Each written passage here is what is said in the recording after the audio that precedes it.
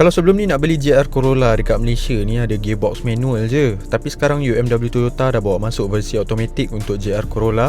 Tapi Toyota bukan sekadar bawa masuk versi automatic je. Untuk versi manual pun dapat beberapa update untuk tahun 2026. Harga yang automatic mestilah up sikit dari yang manual, RM378,950. Versi manual pula RM368,950. Dengan adanya 8-speed direct automatic transmission ni, JR Corolla ni dah ada launch control. Tapi walaupun JR Corolla automatic ni 20 kilo lebih berat daripada versi manual, 0 ke 100 masih 5.3 saat, sama dengan versi manual. Top speed untuk automatic dan manual sama je, 230 km sejam.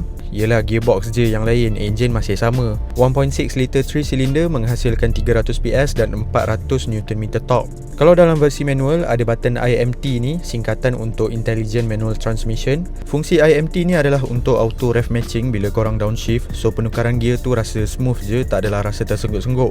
Untuk versi automatic tak adalah button ni.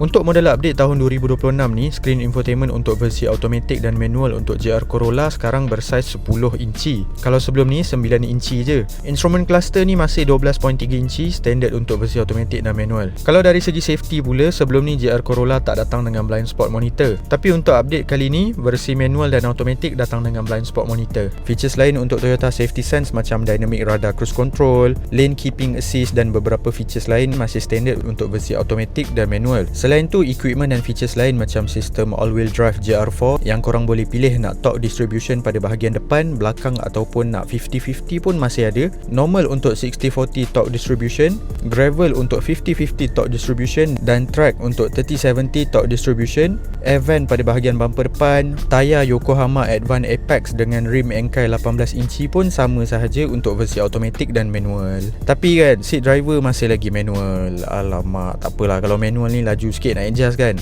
So korang rasa macam mana JR Corolla ni? Ke baik beli Civic Type R?